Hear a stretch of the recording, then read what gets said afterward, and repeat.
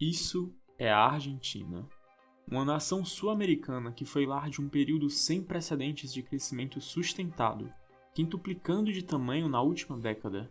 Essa nação demonstrou uma notável resiliência diante de crises financeiras e, mesmo tendo passado por 5 presidentes em 2 semanas, seu contínuo reinvestimento em si mesma deu frutos diversas vezes. Os rendimentos médios dobraram no mesmo período, resultando em um incrível aumento na qualidade de vida para todos os cidadãos da nação. Pelo menos, isso é o que estaremos falando há alguns anos atrás.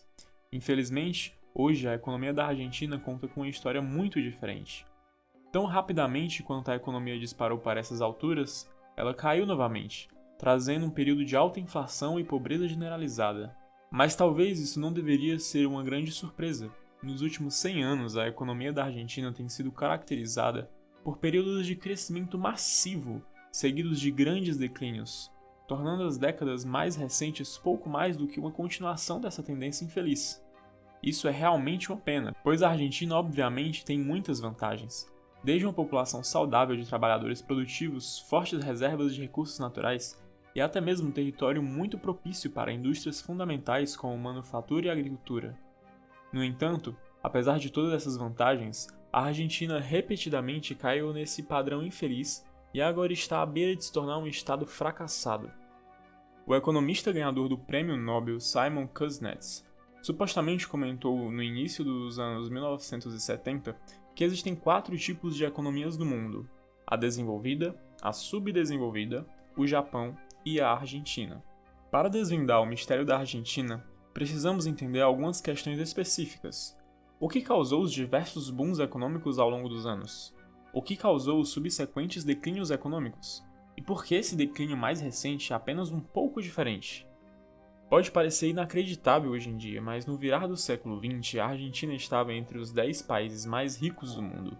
Suas indústrias domésticas, principalmente voltadas para a agricultura de alto padrão, haviam se beneficiado grandemente de um influxo de investimentos da Europa e América, permitindo que a nação adotasse técnicas modernas de agricultura comercial. Isso funcionou especialmente bem, considerando que os mesmos países que investiram pesadamente eram também mercados de exportação fantásticos. Esses países, através de seu próprio crescimento econômico, desenvolveram um grande apetite por carne vermelha, que antes dessa época era visto como um luxo.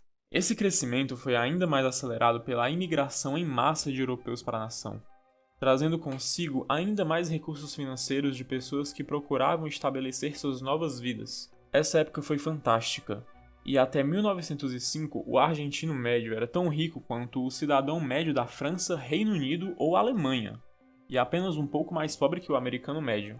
No entanto, havia um pequeno asterisco ao lado desse sucesso, que estava relacionado à corrupção extrema dos políticos e líderes empresariais que supervisionavam esse crescimento.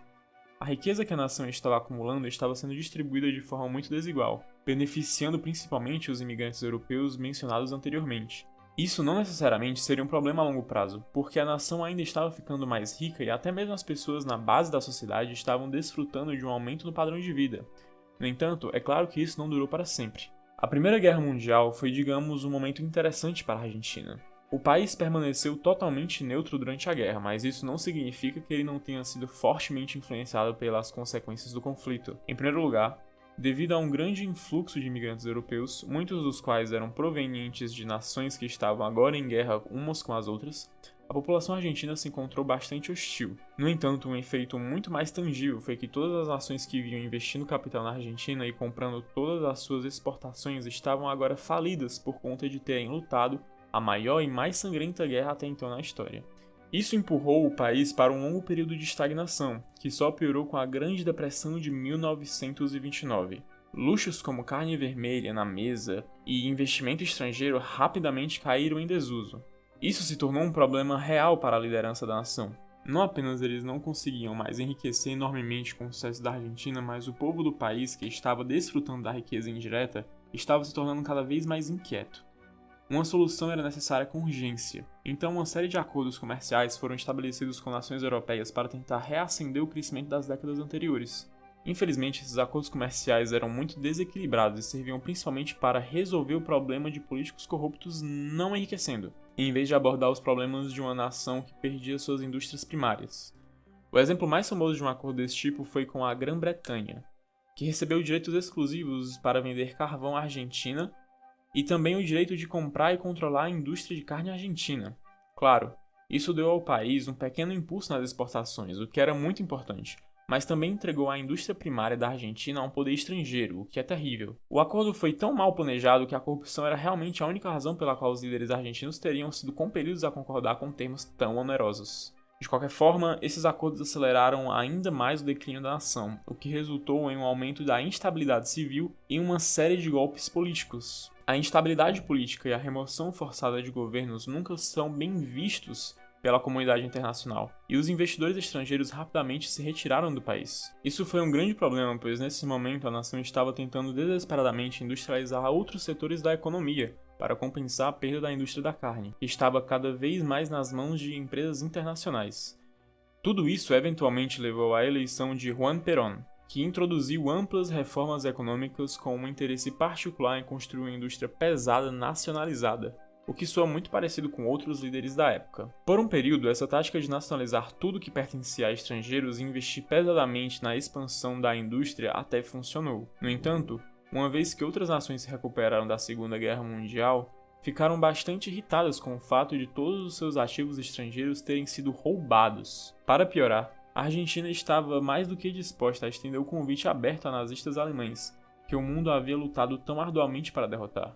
Por esses motivos, ninguém queria investir na Argentina ou comprar seus produtos feitos em suas novas e sofisticadas fábricas. Para uma nação altamente dependente de exportações e investimentos estrangeiros, isso foi um golpe significativo, levando a nação rapidamente a uma situação de pobreza mais uma vez. A popularidade do novo líder radical também caiu, resultando em mais um golpe político e uma sucessão de líderes autoritários com supostas soluções secretas para consertar o país. Nesse ponto, você deve começar a ter uma ideia da narrativa da Argentina no século XX. Reformas abrangentes para corrigir problemas menores resultaram em mais danos do que benefícios, e esses danos foram subsequentemente corrigidos por reformas ainda mais amplas que causaram mais problemas. A nação atravessou o século XX pulando entre uma economia totalmente planejada e flutuando em uma forma básica de capitalismo laissez-faire. Como você já pode imaginar, essa ida e volta dizimou a estabilidade da nação e a confiança que as pessoas tinham nela.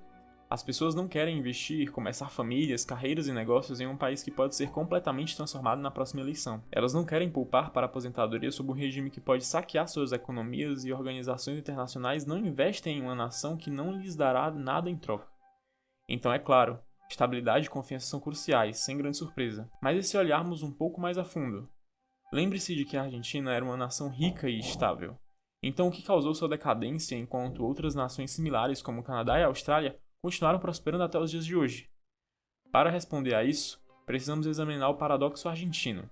A verdadeira razão por trás da contínua estabilidade econômica da Argentina é um ponto de muito debate entre um grande número de economistas, assim como o longo período da estagnação do Japão por 3 décadas. Ninguém realmente sabe ao certo, mas há algumas teorias prevalecentes. Os economistas analisaram principalmente a economia argentina em comparação com a da Austrália e Canadá, especificamente, que eram todas as entidades muito semelhantes no início do século passado. Todos tinham populações modestas, uma grande população de colonos europeus e uma rica coleção de recursos naturais e terras agrícolas. Então a pergunta era, o que fez a diferença? Uma proposta apresentada por Guillermo da Teles, economista e empresário argentino, foi que a principal diferença entre a Argentina e outras sociedades colonizadas como a Austrália e Canadá foi o fracasso da Argentina em buscar alternativas adequadas para compensar o fim da expansão geográfica com o fechamento definitivo da fronteira há 100 anos. Naquela época, esses países eram muito menos utilizados do que são hoje, onde quase cada centímetro de terra é utilizado de alguma forma, principalmente para a agricultura. No passado, essas nações tinham políticas que permitiam que você encontrasse uma área de terra não utilizada e a transformasse em uma fazenda, e tudo seria seu. O problema era que, por ser um país menor, há muito menos terra disponível. Com o tempo, isso significava que a Argentina tinha menos agricultores com mais terras e influência, em vez de mais agricultores com menos influência. Adicione uma boa dose de anticompetição e corrupção e pronto. A indústria central da nação foi construída sobre uma base fundamentalmente instável. Outra teoria popular é que o clima político e os sistemas da nação não estavam tão bem preparados para lidar com um novo cenário político de um mundo cada vez mais globalizado. Canadá e Austrália receberam sistemas políticos e legais do modelo do governo britânico, que, embora não seja perfeito, promove estabilidade e equilíbrio de poder acima de tudo. Além disso, incentiva sistemas para lidar com entidades internacionais, já que os britânicos eram muito a favor disso. Em contraste, a Argentina herdou seus sistemas políticos, principalmente da Espanha, que adota uma abordagem menos enfática em termos de estabilidade política e institucional. Essa é uma teoria um pouco controversa, mas para o que importa, ex-colônias britânicas têm um PIB per capita médio quase 50% maior que ex-colônias espanholas. Mas talvez o argumento mais convincente venha de um artigo de 1992, publicado por uma equipe de pesquisadores da Universidade de Madrid, que destacou que os direitos de propriedade eram o grande calcanhar de Aquiles da Argentina. Lembra como os ativos da nação continuavam sendo reivindicados pelo Estado e depois privatizados, e depois reivindicados pelo Estado e depois privatizados repetidamente? Bem, acontece que isso faz com que as pessoas não queiram investir no seu país, o que é realmente ruim. Pedir empréstimos para o crescimento é uma parte essencial do gerenciamento de uma economia industrial saudável, mas essa saúde depende muito dos termos nos quais você obtém esse empréstimo. Em nível individual, se você fosse um trabalhador qualificado, como um médico, dentista ou mesmo um operário qualificado, e alguém oferecesse um empréstimo comercial a uma taxa de juros de 2% ao longo de 40 anos para abrir o seu próprio negócio, seria bobagem não aceitar esse acordo. Desde que você forneça um bom serviço, você deve ser capaz de fazer facilmente esses pagamentos e ficar mais rico ao longo do prazo como proprietário de um negócio, em vez de ser um empregado. Por outro lado, se alguém oferecesse o mesmo empréstimo, mas com juros de 20% ao longo de 5 anos, bem, de repente isso é muito menos tentador.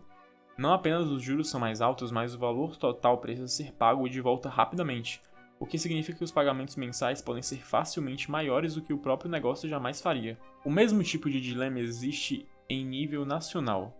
Na história, nações muito estáveis como os Estados Unidos e sim, até mesmo a Austrália e o Canadá conseguem pegar dinheiro emprestado a taxas de juros muito baixas ao longo de um período de tempo muito longo.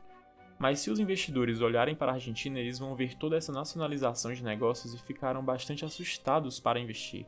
Se eles investirem no país, vão querer retornos mais elevados e também vão querer tirar o dinheiro rapidamente antes que um novo governo tenha alguma ideia. A longo prazo, a Austrália e o Canadá conseguiram se tornar felizes proprietários de negócios, enquanto a Argentina teve que ser para sempre o equivalente nacional de um empregado que não conseguia um respiro devido à sua má pontuação de crédito. Claro, houve muitas notas históricas que aceleraram esses problemas, inclusive começando uma guerra com seu parceiro comercial mais longo e leal, mas alguma combinação desses três fatores é a base dos problemas econômicos da nação. Pelo menos era assim, porque hoje a Argentina pode estar enfrentando um problema muito diferente, uma crise cambial. A crise mais recente começou, como muitas outras antes, quando ficou óbvio que a Argentina elegeria um novo presidente com uma posição política mais à esquerda do que sua posição incumbente.